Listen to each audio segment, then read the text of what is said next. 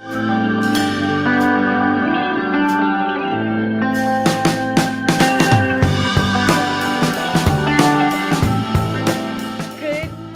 and welcome to your daily game face.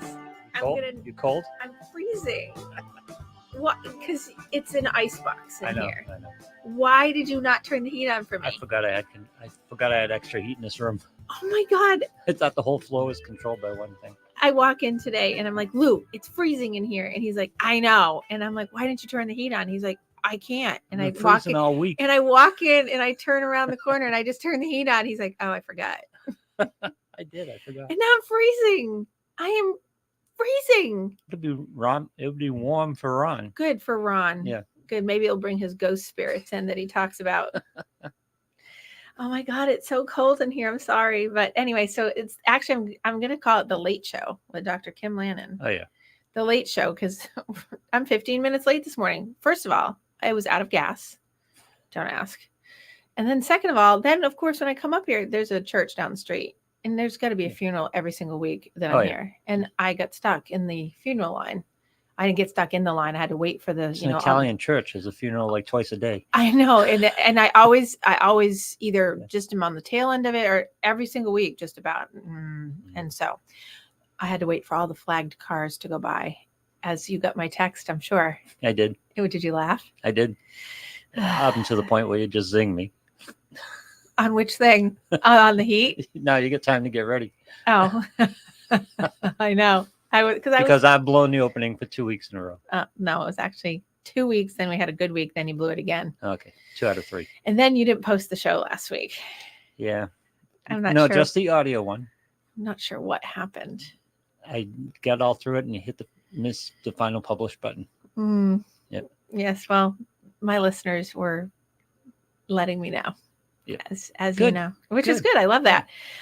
Speaking, I have a weird feedback coming through my earphone. And I had Lucy as being Venezuelan instead of Argentinian. I'm like, can you please fix it? Because I would have gotten feedback from people being like, Kim, I can't believe that you put up that because people think I control the actual copy. And I'm like, I didn't write that. I actually had the conversation in my head. Why am I doing this? Because I'm not 100% sure this is right.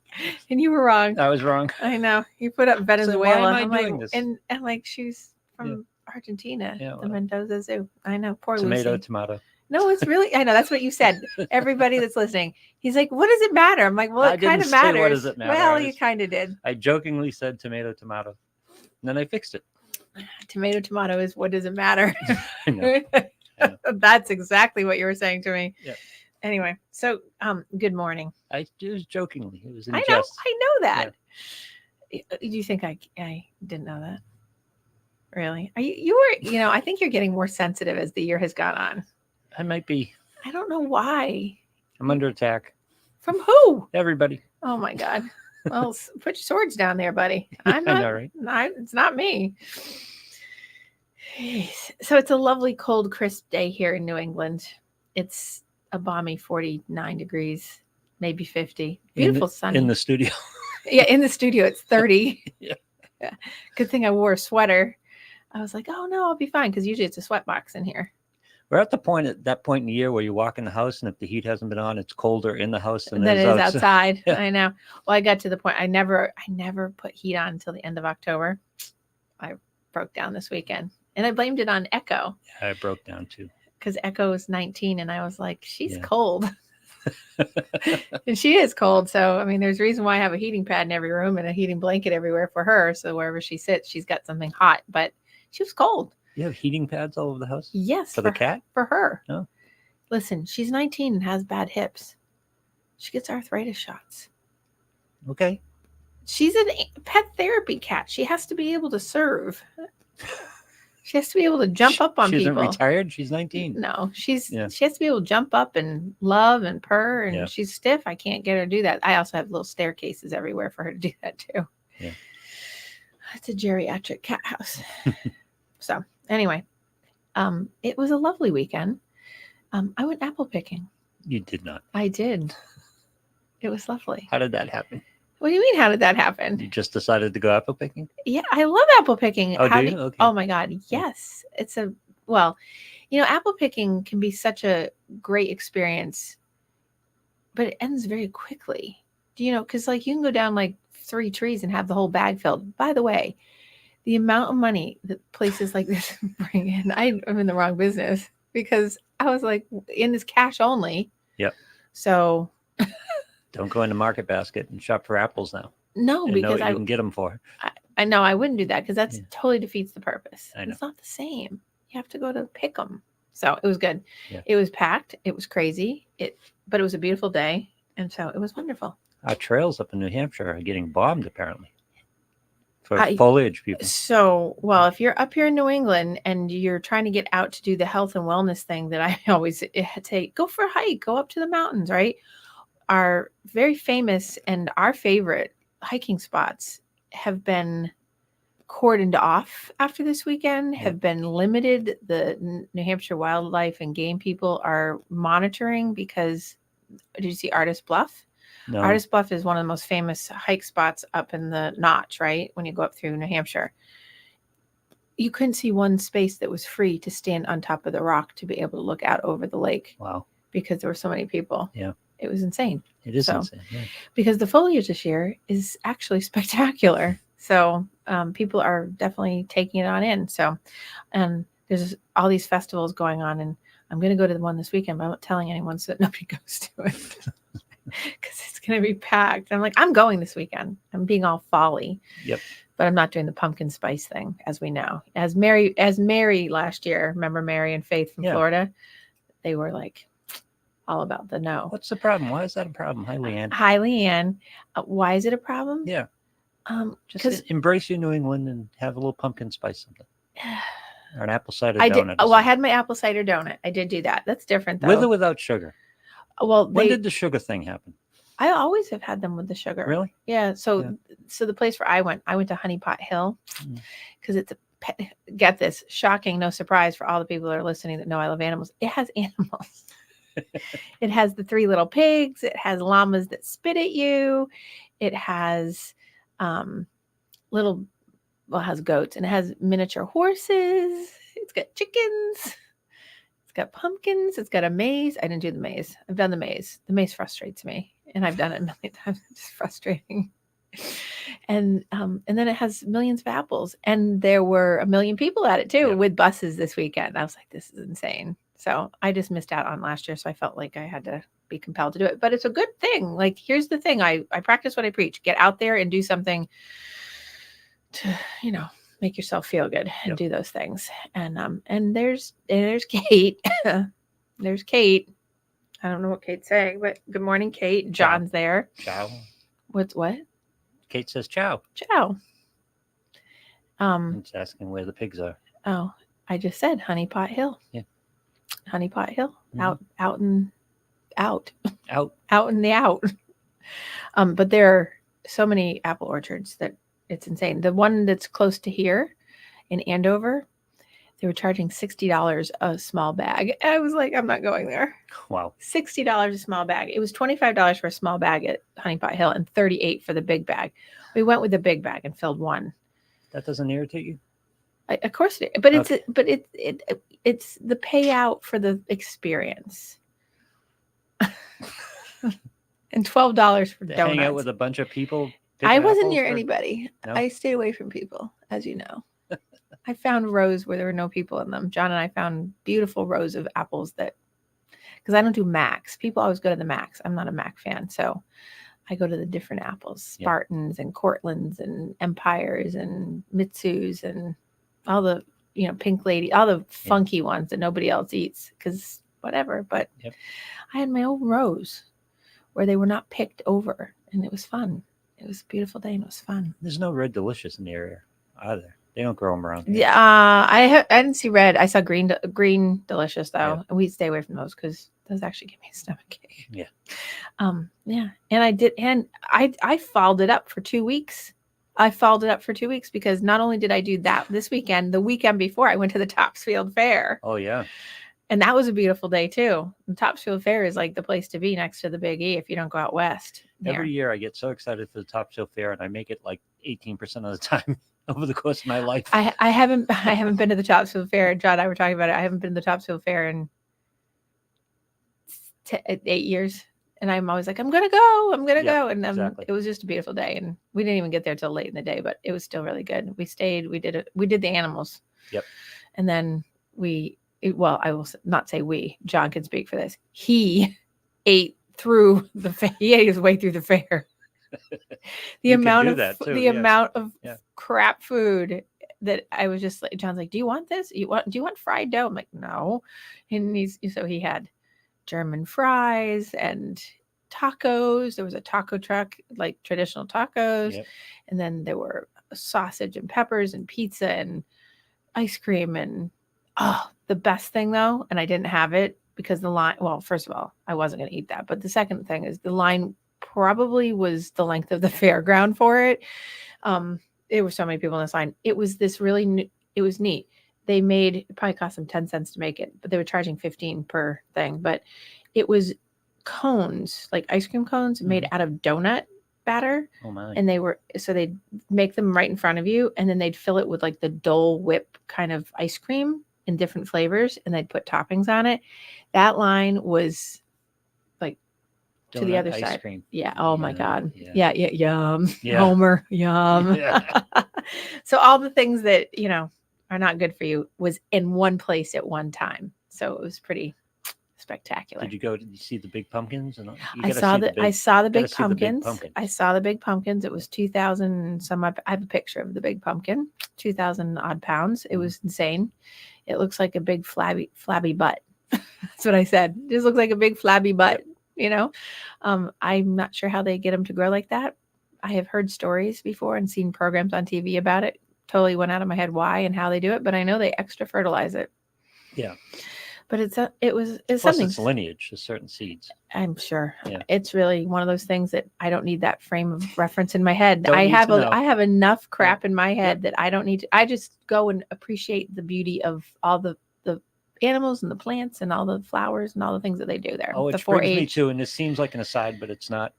If you haven't watched the Mr. McMahon documentary on Netflix, okay, you would love it. Okay, I'll have to note that. It's a psychological study that you would not believe. It is incredible. About what? Wrestling. Do you follow wrestling? Oh yeah, I heard about that. Oh yes. Oh my God. I'm like, who are we? I'm like, how does this have to do with anything? But okay, now I get it. Yes, I will make sure I put that on my list. While I was watching it this week, I was thinking of you because you would love this. You immediately texted me and said, Kim, you need to watch this, and no, you didn't. I knew I'd see you. Oh, okay. Well, now you're telling me. Excellent. Kate watched it and it was good. Kate did not watch that. She said she watched it. Really? Yeah. We'll see. I'll test her on it tonight. We'll see. It's so good. I know. But anyway, so Fall Fest in my brain, it was like fall last weekend, fall this weekend, and now the upcoming weekend, it's going to be fall weekend. It's going to be the closeout to my last big hike on a particular mountain that I go to. I'm not telling because then people will go there, but this one mountain I go to, big hike, and then I'm going to go to a festival. I'm only saying that because people show up. Yep. And you know how that is. And there's enough people there already. So this should be entertaining. And then we're off to, then in my head it goes to winter. There you go. The psychology of winter. So anyway. Kate said she had to watch it for a psychology class. Oh, well, good. Because I'm thinking she wouldn't have watched it any other reason why. Right, Kate? Oh, she did it on her way to Maine on Friday. Yes, I did. She's the only person I know that could actually fight with me still when she's online. I love you, Kate. Oh yeah, we got free food from Sean and Alan. Oh, we did. That's the people that. Yeah, I wanted to know about that. So we know people. Shocking. We know people, and they happened to be at the fair and they had a big concession stand, and we walked up and I ordered. I do have to admit that I have to have because I grew up in Vermont, so the Rutland Fair with Roxy's French fries was a big thing, and I don't think Roxy's fries are around anymore. But that would have to come from people in Vermont because I haven't been to the Rutland Fair in forever, and that's actually a bigger fair, I think, than the Topsfield Fair. Probably.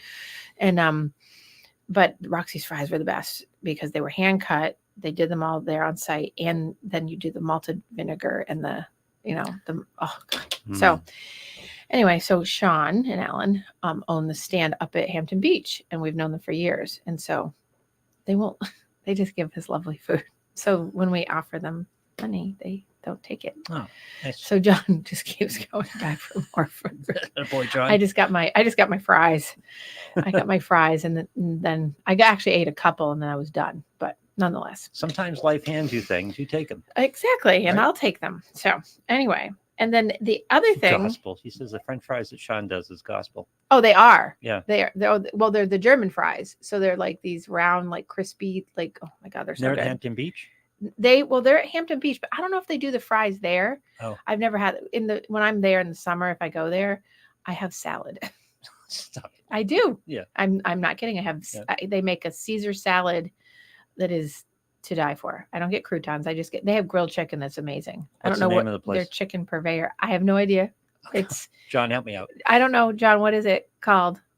But it's called Sean and Alan's place. I don't know. It's good though. Anyway, I eat all things that don't eat me first. And yes, they have three stands. Steve's. Oh, it's called Steve's. Okay. So I don't know. All I know is that when they see me, they're like, they only see me at the end of the season, and just like they did the other day. And when they saw me, they're like, they know me, and they were like, oh, because I don't come off the beach to get food. That's John's job. So I don't leave the beach. Oh, it's called Steve's Sausage. Oh Okay. God. Okay. All right, gonna check it out. Okay. Anyway, good to know. Okay, so on to the show. I do have to say that while Lucy was being brought, that everyone was following from knowing about Lucy last week, Olivia was here from Wildcat Sanctuary, and we went down to Federal Hill and had a lovely dinner with Olivia this Nice. week. So if she's listening, she's here for a conference for the Alliance for Defending Animals and et cetera and sanctuaries. So it's in Rhode Island this week. And I was so she was here. disappointed in the shipping process. How were you disappointed in the shipping process? I sent you a picture right away. No, it was so small. I expected. I expected that must have been a tough trip. Mm-hmm.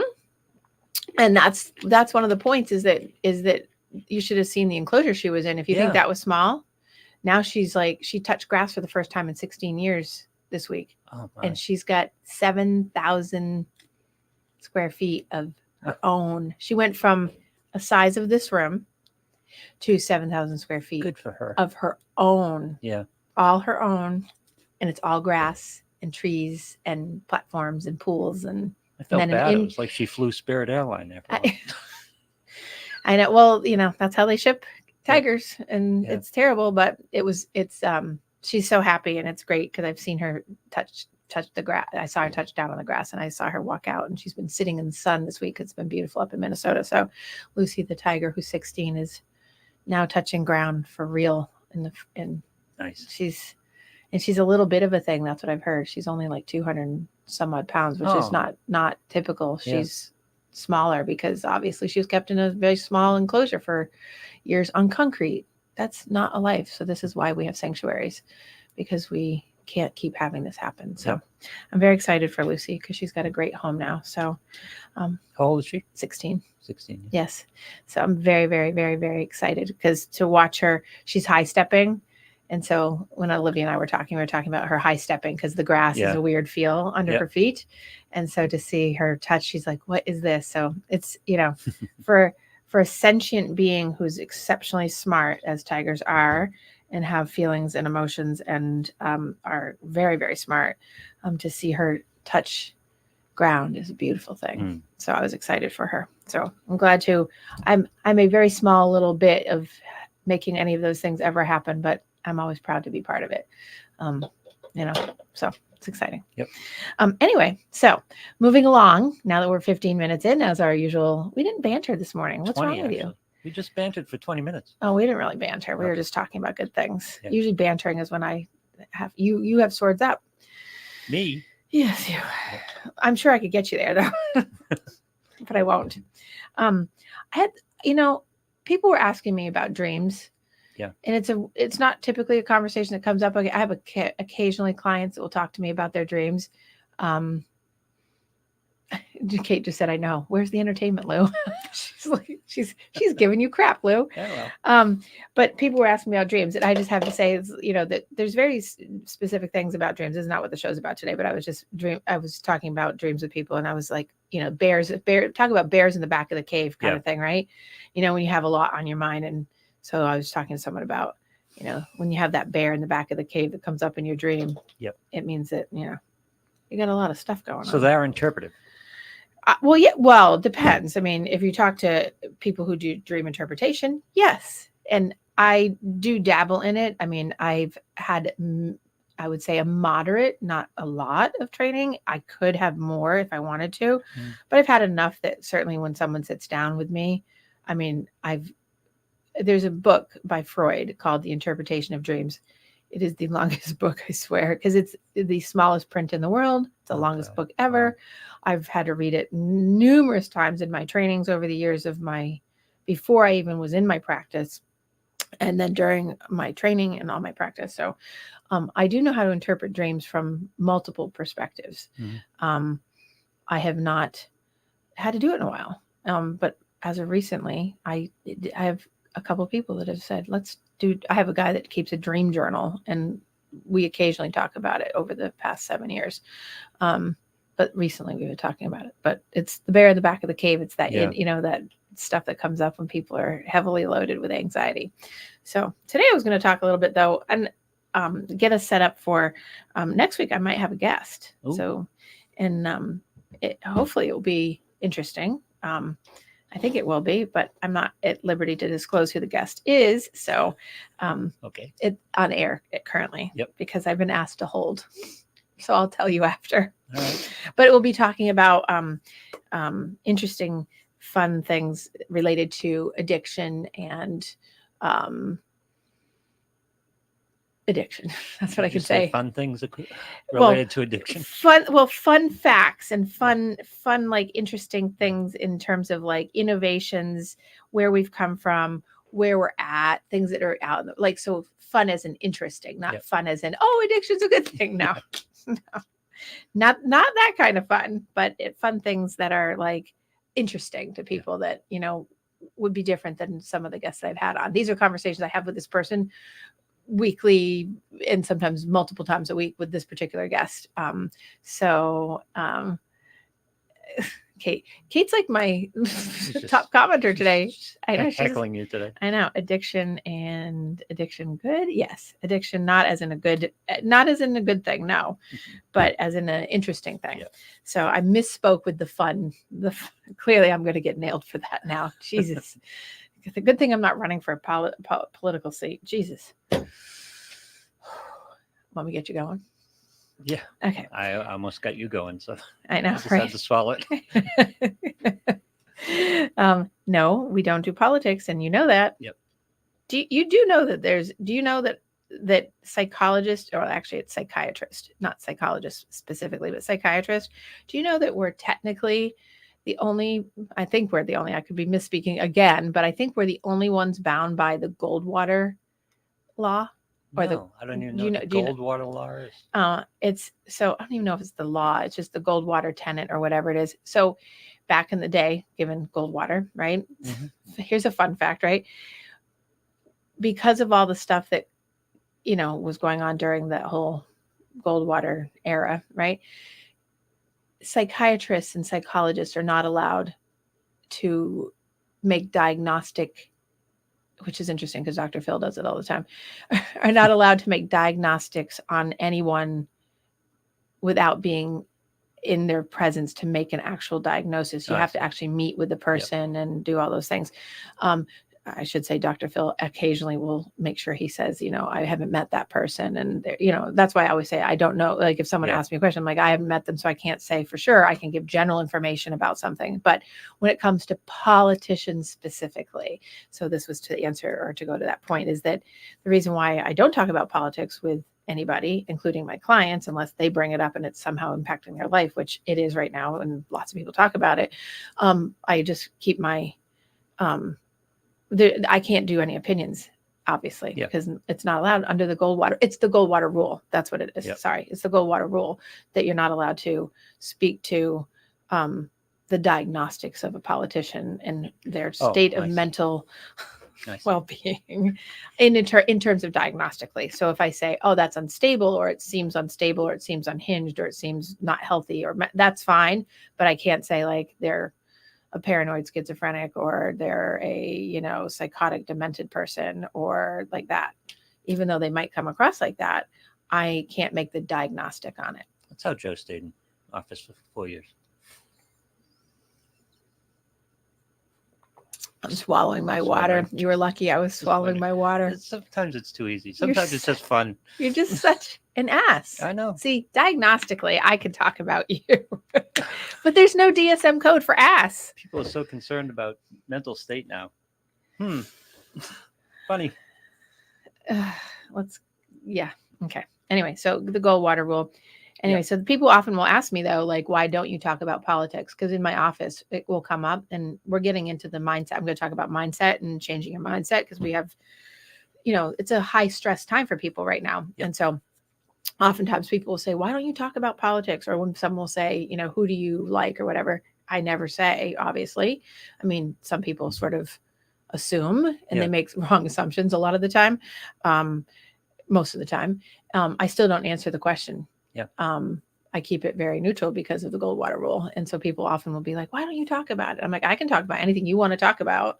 So in case you ever are with a therapist and they're like completely silent about that, this is the reason why. Also, because it's not, unless it's impacting the person that you're sitting with, like if you were my client, if it's impacting you and you want to talk to me about it, my question to you will be, well, how's it impacting you? And why is it impacting you that way? And I get it. And, we can talk about stories and like, oh, I heard that and things like that, but no opinions.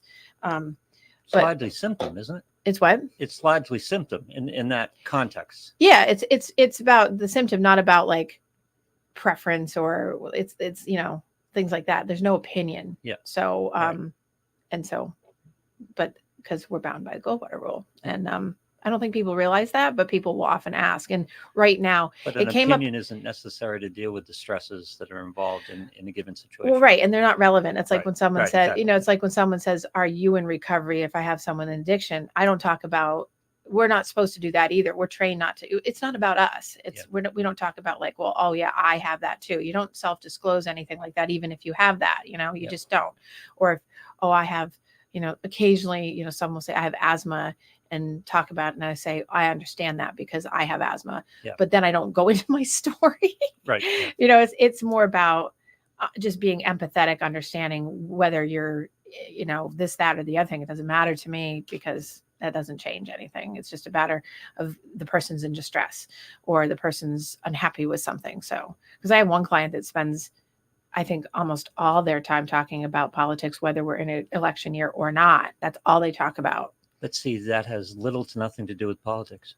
They have it in context of how it's financially impacting them at all times. And so their biggest, but I mean, there's other things. Yes. It's about other things. Yes. And so I try to always shift it back to that. Yeah. So change the mindset. So nonetheless, I just thought I'd bring that up because we're in this interesting time, and people are more and more talking about it with me. And I'm like, all I keep saying is in my head, I can't wait for this election to be over, because it won't be over, but it will be over in that way. And, and all the commercials will stop. The commercials on TV, they're every 4 seconds. I'm like, I can't stand it anymore. So, but anyway, okay. So I thought we'd talk about, now that we're in and given this and we're shifting over, changing mindset. It's kind of like we're getting ready to change the clocks. We're getting ready to go into a different time set. We're getting a, mindset. It's like, it's all those things, So getting into the nitty gritty of kind of the fall season is really about that. What we're not. Good morning, Chris. I don't know why John would just say that. Is he not following? I literally just said we're not talking about... No, but we did for about 4 minutes right in there. Oh, but we didn't talk about anything specific. We just talked about why. Oh my God. Chris just said, I forgot to donate to you. Don't worry. There will be other times, Chris. So don't worry. You can donate to all my things. But thank you. Okay. So changing mindset. So fall, we're coming into that season of people having a harder time in general, because this is like the beginning of the seasonal affective disorder. Yep. People get into, more depressed states, and mindset is part of it. So I thought, I'll come up with, and I've been working on this for the past And the couple clock weeks. change slaps you in the face. Well, the clock, because it's going to be dark at 4 for us, right? But in the meantime, it's about mindset and kind of doing a daily mindset shift of different things. And I thought, okay, what are the top places for people? So one of the things I picked some areas in the past couple of weeks where I think I talk about the most with people. And one of the things is reaction versus response. And so I think the first one I want to talk about is learning to react less. And when you control your reaction, nobody can kind of maneuver you, and getting empowerment through that. So reaction is learning to be responsive, not reactive. So changing your mindset to less reaction, more response. And that doesn't mean respond more. It just means be more responsive. That might mean that you don't actually respond, because then you're less likely to be maneuvered by somebody. Yep. And maneuvered, you can also use the word manipulate. It's also a coping strategy. So being maneuvered or manipulation is a coping strategy that people come up with. It's often found in narcissistic people. People use it all the time. Little kids use it as a tactic because that's what they're learning, so they can test boundaries to get rightly corrected into emotional experiences that are corrected. But at the end of the day, how do you change your mindset from being reactive to responsive? And I have an actual easy tip on this. Reactions are emotional and responses are logical. And so and it's hard. This is not easy. It's an easy tip, but it's not an easy thing. So if you're in a volatile situation, or if you're in a situation that's highly charged emotionally, and you are typically a person who gets really charged by that, especially when you're with a personality disordered person or a characterological person, it's really hard to move that mindset along, because you're wanting to react. Your brain goes towards that. You get a dopamine rush out of it because you're trained into being like that. Like, their part in it is to be emotionally pushing buttons. You're trained now into being reactive.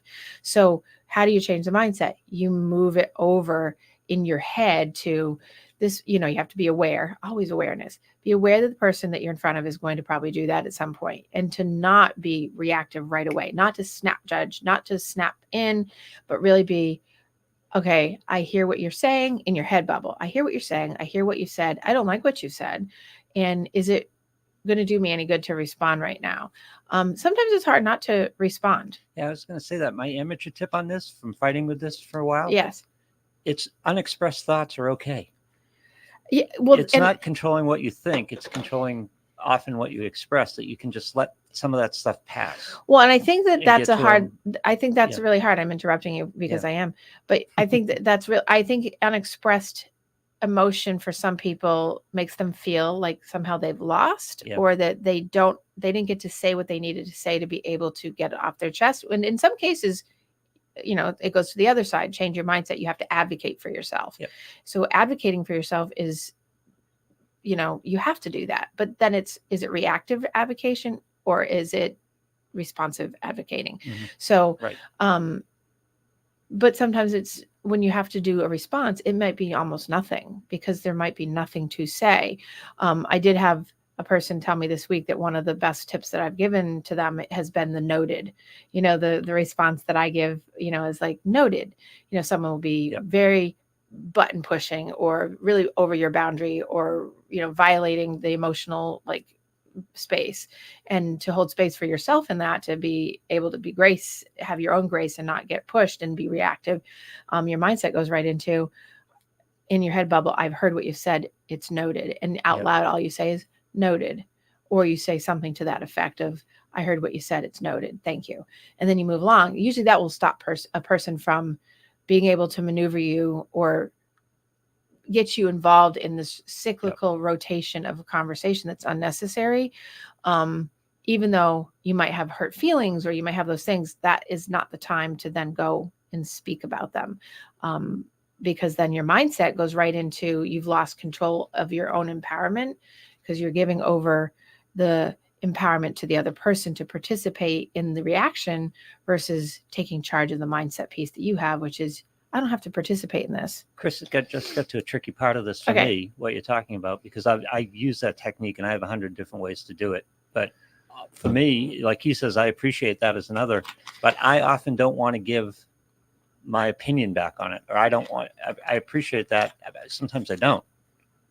I've heard it. Well, here's the thing with when people say, I appreciate that. Yeah. So it can be, so one, it's delivery on that, Yep. right? Because when you say something like noted, you're noting it. There's no commitment to Right.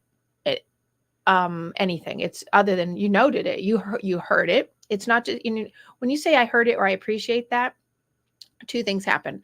I heard it is very dismissive most of the time. I heard you means nothing for most people, because Yep. usually that's like the millionth time that someone said, I heard what you said. Doesn't mean that they have empathy. Doesn't mean they validate. Doesn't mean that they have any understanding. It just means they heard you audibly. Yep. So that kind of, I'm not a big fan of I heard you.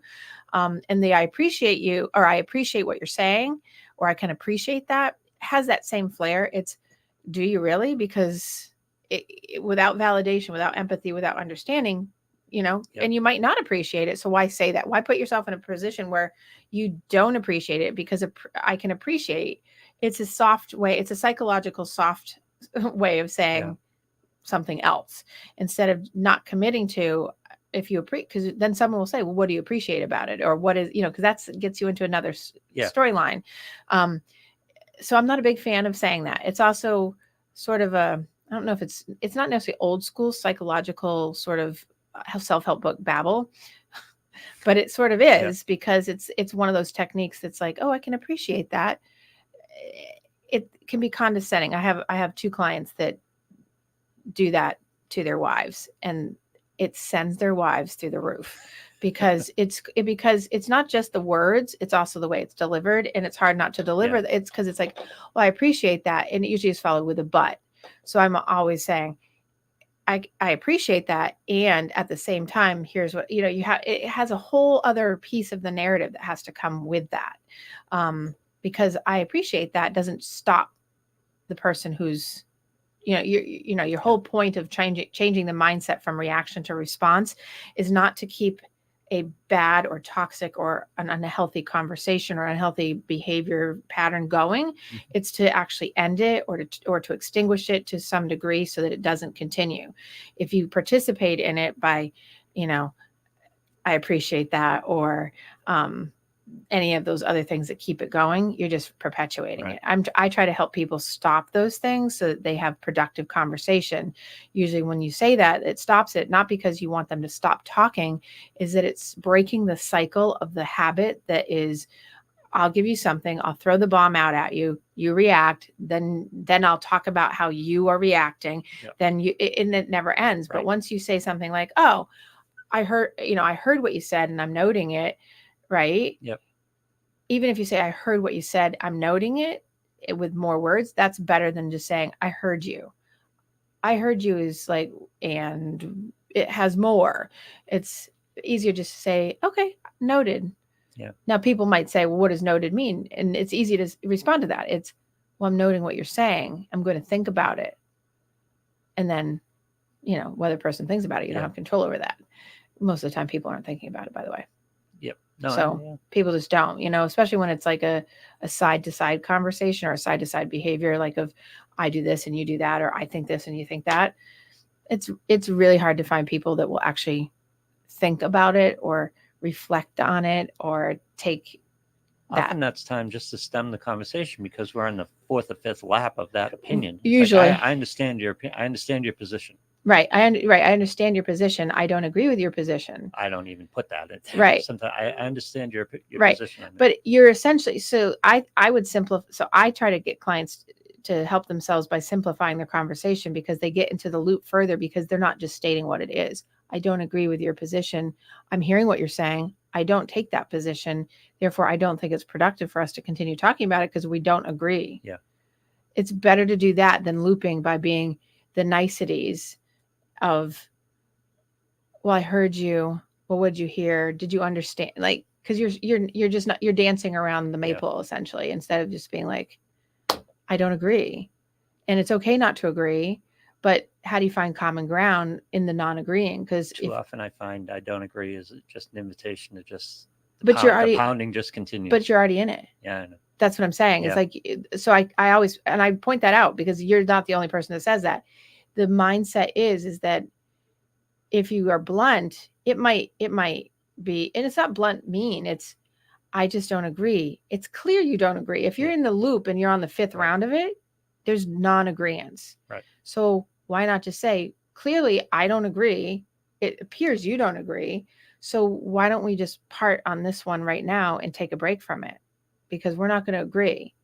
But people so badly want to have the validation Because of, your society has got us to the point where that gets personal at that point. right. And but resolve of a situation can come better if you are more honest about the point of being like, we're not agreeing.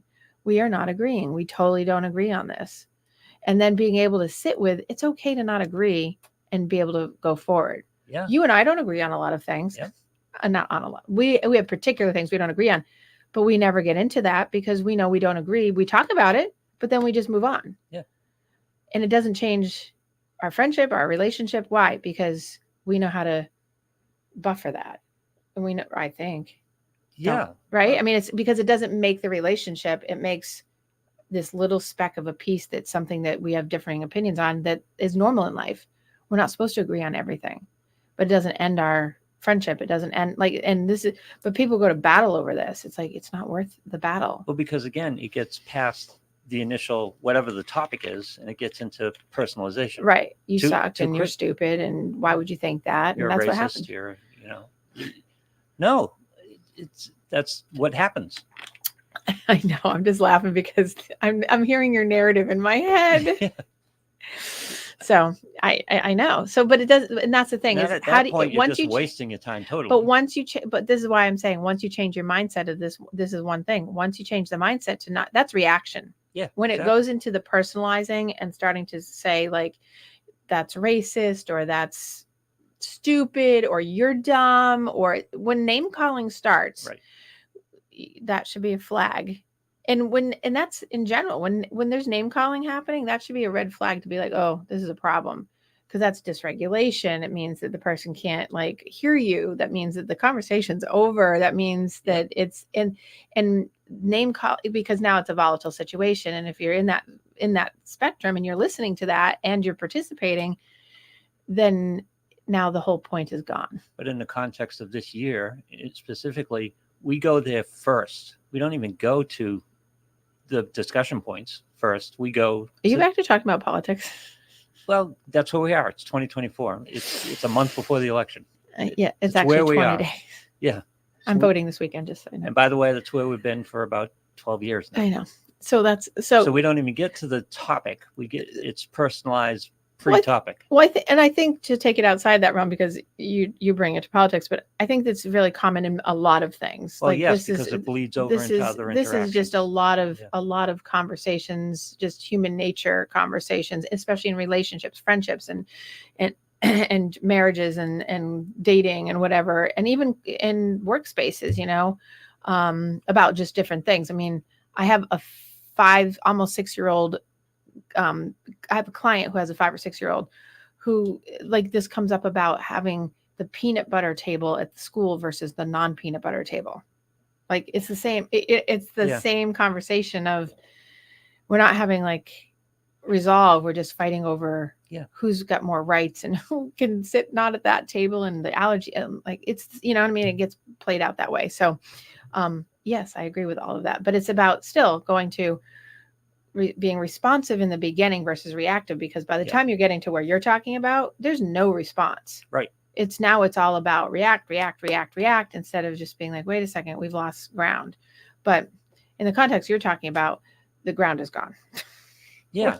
Ground. But we have lost ground a long time ago. It's spilling over into everything. It's the way we interact everywhere now. Well, more and more. We'll try to do better. Yeah, well, I'm trying. It's difficult. Just do better. Just stay out of the fray.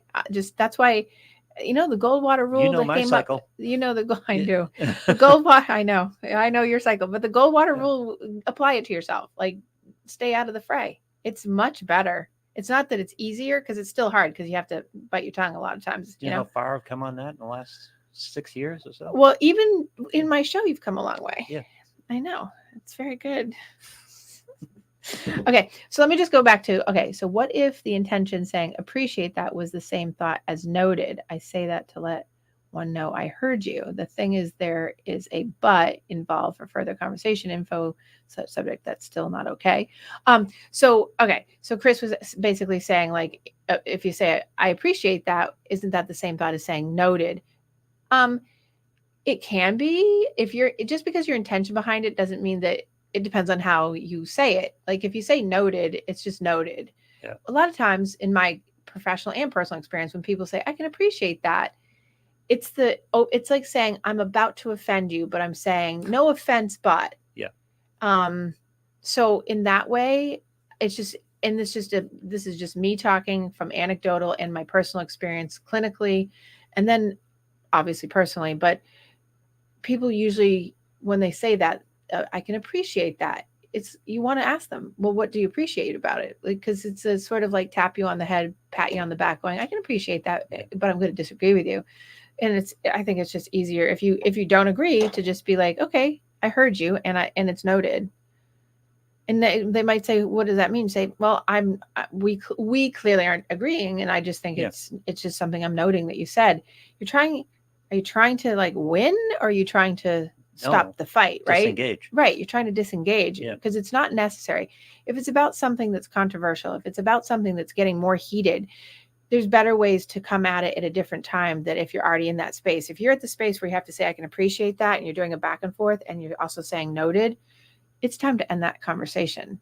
And so I'm going to say it's Chris, I can appreciate Chris, I can appreciate that. No, my problem with that is for me personally. And I don't disagree with you, Chris. I'm just saying that like it's about sort of like just minor maneuvering of like the words. I don't know if he's wrong. For me personally, that's a problem because in that conversation where I'm saying that, I don't want to give that. I don't necessarily appreciate it. I've just right. I've noted it. I'm aware of your opinion. Well, that's the thing is a lot of times when people say it, they don't mean it. And that's to my point is that don't say something you don't mean, because then it locks you into something else. Right. It perpetuates it. I'm trying to not perpetuate something. When you say it's noted, it is noted. Yep. It might be noted for 30 seconds. It might not be noted, but it's better than saying I can appreciate that, because now it opens a different door. It opens a door of, do you really appreciate it? And how so? And now I want to know. And if you're engaged in a conversation, the mindset in that is a more maneuvering than just to stop. Okay, so I've got a whole bunch of comments. Hold on. No words are everything, structure them. Absolutely. Yes. So structuring. So yes, words are everything, and they are imperatively. It is imperative that you structure them correctly if you want to have conversations that end in response, not reaction. And it's not perfect, because this is a journey for most people, because we're societally charged to fight, essentially. Yep. I mean, unfortunately, and not just now, just everyone's on defense, swords up, right? So,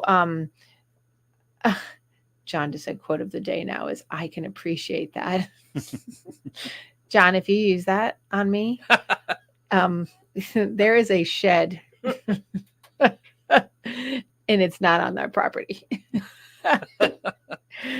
He's going to do it to me too. And I'm going to lose it. I can appreciate that. Yep. And I'm going to say, okay, I can appreciate that too. You know what I can appreciate? Where you're sleeping later. He's going to have fun with that. He's definitely going to have fun with that. So going back to Chris's point, and that is I think that Chris's point to attach to the nature of your mindset being responsive is so important, because in response versus reaction, you're actually taking the time to formulate a structured word set. You're not just blathering with stuff that comes out that you can't undo.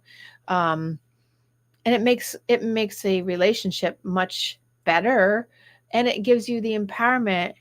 Oh my God. Can you block him, please? Well, that's about, for everyone that can't see certain comments. Now I'm getting a comment. Look, I appreciate this show. Oh my God. Part of our societal problem is that it goes back to the unexpressed thought thing, that people don't have filters on their thoughts. Right. And it's okay. Anything you think is okay. Right. what you What you introduce into the say, conversation, right. what you say, that you have to be careful of. Right. And by the way, someone says something and I have a reaction in my head, it doesn't often get out because it's okay to have unexpressed thoughts. Well, so But that people gives haven't me, got there. well, so this brings me to my next life and mindset change piece, right? It goes right in line with that. It's like control yourself, not others, and controlling in controlling other people, you're gaining this false sense of strength, or trying to get this false sense of strength because you're trying to prove something. But controlling yourself and being able to manage your responses, so it's a twofold thing, is true power or empowerment for you. So it's about the mindset of empowerment versus power. Are you wanting to be in control of yourself and feel like you managed yourself and kept yourself regulated, versus I'm trying so hard to get you to get where I'm at and get you to be convinced of me and be pulled to my side, that now you're losing your ground. And so controlling others and trying to do that is just a power move. But when you empower yourself to just be, this is where I'm at, this is where I am, this is where my, I'm giving you grace by not fighting with you. I'm not going to get into this with you. I'm not going to just say, I appreciate that just to shut you up. I'm going to say, okay, noted. Yep. So they go together. So it's like, okay, so we've got the response versus react. And now we've got, remember, control is for power for others, and it's empowerment when you just stay in control of yourself. Yeah.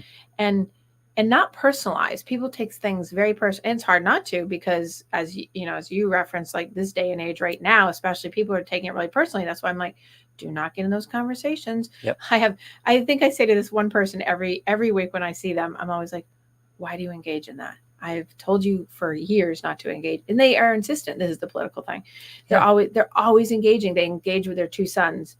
The two sons are totally on the opposite side of what he's on. And I'm always like, of course. He's always like, I'm fighting again with my son. I'm like, of course you are.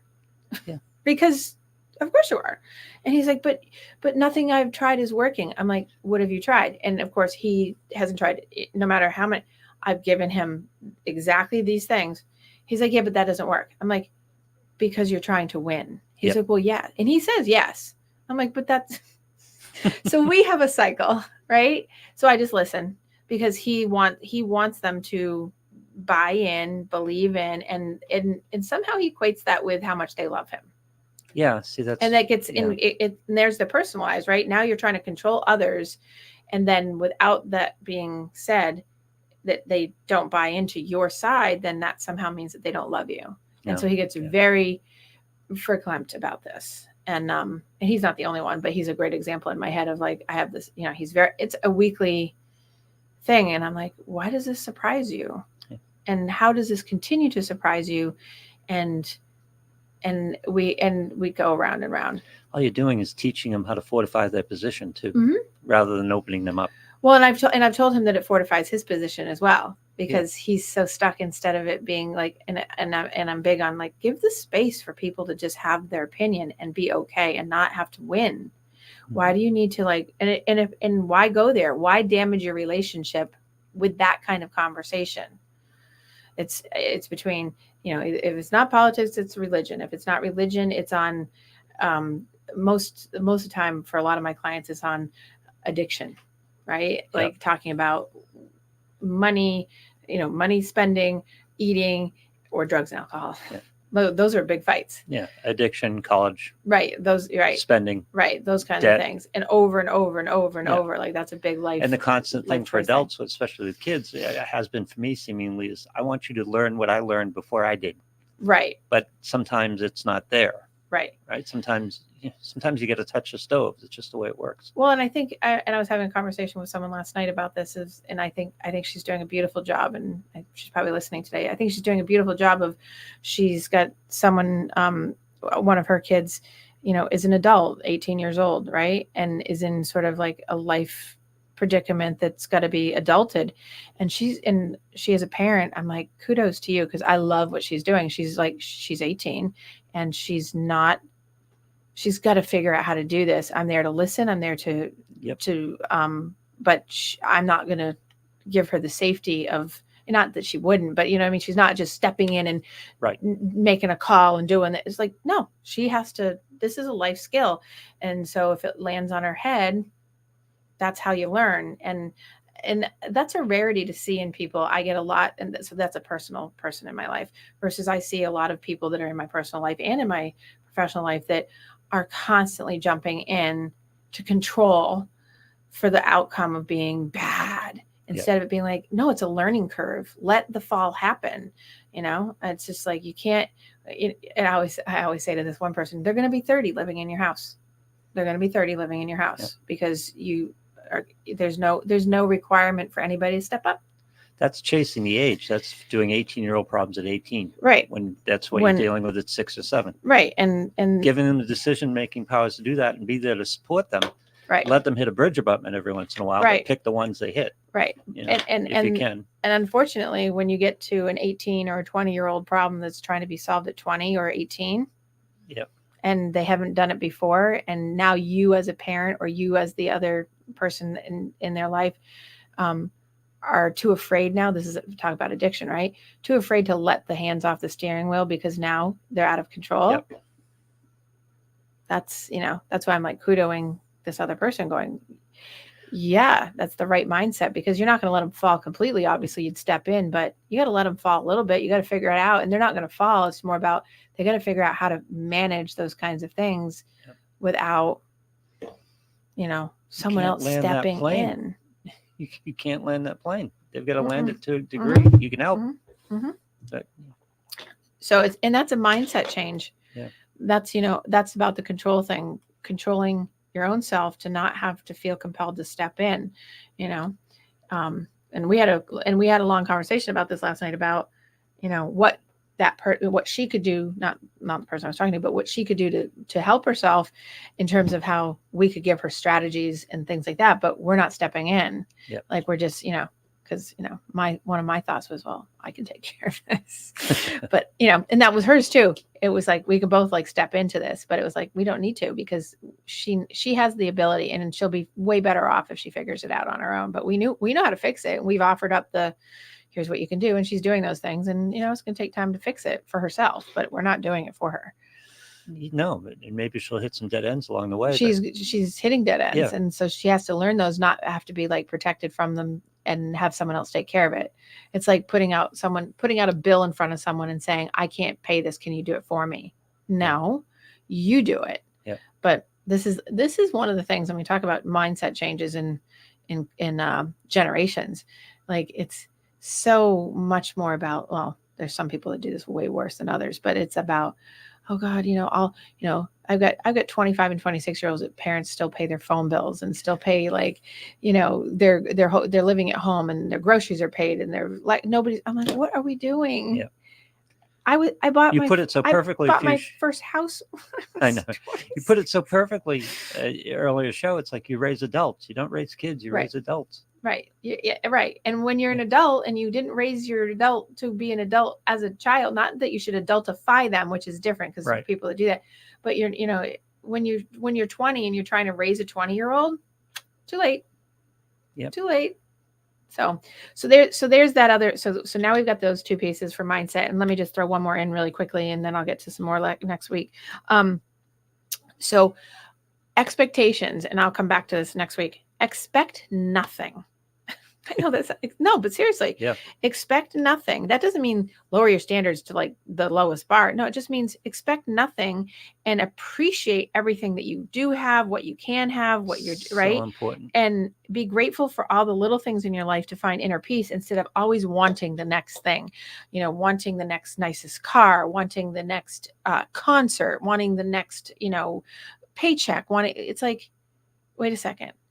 You have to sit with where you're at. So it's about, don't expect, just be grateful for what you do have and what you get. You know, it's kind of, you know, you've seen it. I'm sure you've seen this on social media. I see some of these TikToks and stuff on occasion of like kids losing their minds when they didn't get something, and then throwing like the remote through the TV, and the parents are like, Johnny, don't do that. And you're like, oh my God. And it's like, now, not only you're not having the TV, you're not having the remote, that game, that like, because they've lost their minds, because their expectation is that they are entitled, and so, there's the generation, we know that there's generations full of entitlement. And so that piece of mindset is that when you have expectations that if I do for you, that doesn't mean you have to do for me.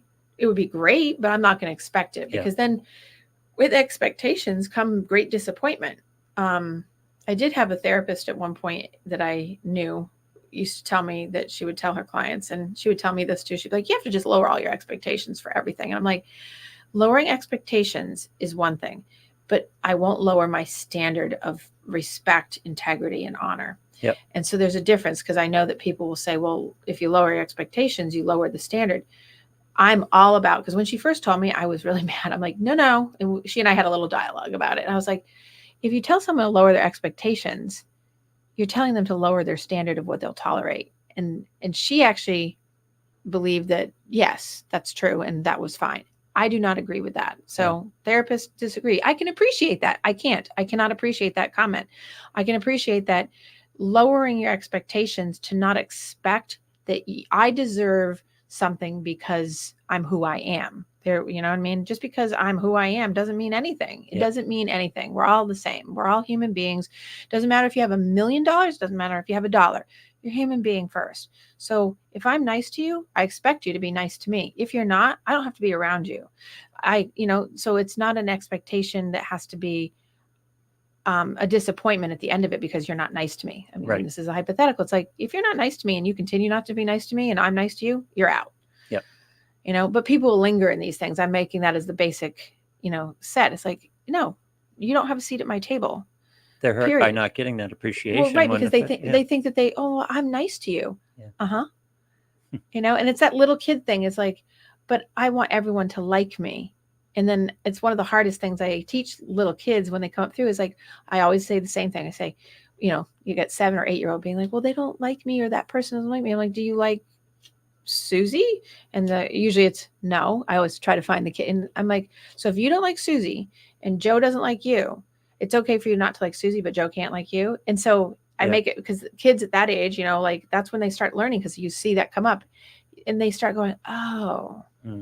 See, now when I was growing up, and I never forget this, it made no sense. And of course it makes sense in an adult, but the parenting was always, oh, they don't like you, they're jealous of you. What does that mean to a kid? And I still hear parents do that. I'm like, and I immediately go, stop.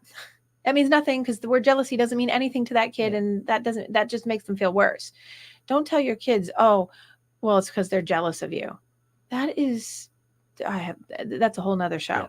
But this is about, look at your kid and say, hey, you don't like people, and it's okay. You don't have to like everybody, and not everyone's going to like you, and that's okay. You just go on and find a new there's so many people in the world. Somebody's going to eventually like you, and you're going to find your tribe. That would have been great to be told as a child. And because you have to take your adulthood to learn this crap. Right. Well, I didn't take my whole adulthood, but college. It was college. Yeah. And I see that happen now with kids, and they're like, I try to catch that so quick. If I see it in like a young kid, I'm like, let's talk about this. And I try to help the parents use the structured right language about talking about that as well, because if not, words matter. That's back to my big parenting goal of, I want you to get this long before I had to. Right. I got it much later. Right. Yeah. And then it gets into, and then I also get into especially when I have teenagers, when, the teenage years or the tween, the middle school years of, but they don't like me or this and that. And I'm like, who cares? Yep. And again, it's not who cares, like, forget it. It's, do you know that they're not even thinking about you? You think that they're thinking about you because in that one moment they were mean to you, but they're on to the next mean thing that they're doing. Yep. And so in that actually works better, instead of, again, parenting from my era, which was be retaliatory, be mean, do things. Right. I'm like, no, we don't do that. We just move on. Yep. We don't do that. So, bullying might come down if we did some of these things, I know, right? And that's a whole nother piece, is like, when you have, bully, it's to my, I have the 3 points I've just made today, but when you have a bully at home, it's usually a bully at school. The kid that's the bully is usually getting bullied at home by somebody. Yep. It's almost 100% of the time. So it's always when I get called into school consults on occasion now. I used to get them all the time, but occasionally I'll get a school consult on something like this, and a guidance counselor will ask me something, and I'm always like, "Who's the bully at home?" And they're always like, "What?" I'm like, "Who's the bully of the bully at home?" And they're like, "What do you?" I get that all the time from trained people in guidance, and they're like, well, "What do you mean?" I'm like, "Which parent or which family member that they live with is bullying them?" And like, usually I don't know. I'm like, find it out. Yep. They learn somewhere. And you usually can figure it out, because as soon as you make the phone call to home, this is the response. "My child would never do that." There's the bully. Yep. I mean, I can simplify this. There's the bully. "My child would never do that. They had to have something happen to blah, blah, blah, blah." It's like, oh, there it is. There it is. Yep. So anyway, so in changing your mindset, let's go with respond, not react, right? And control for yourself and empowerment, not control of others, which is power. And then, of course, we will come back to expectations and talking about that. And it will probably tie in, hopefully, if my guest comes next week, it will tie into that. Everyone have a great week, and I will see you then.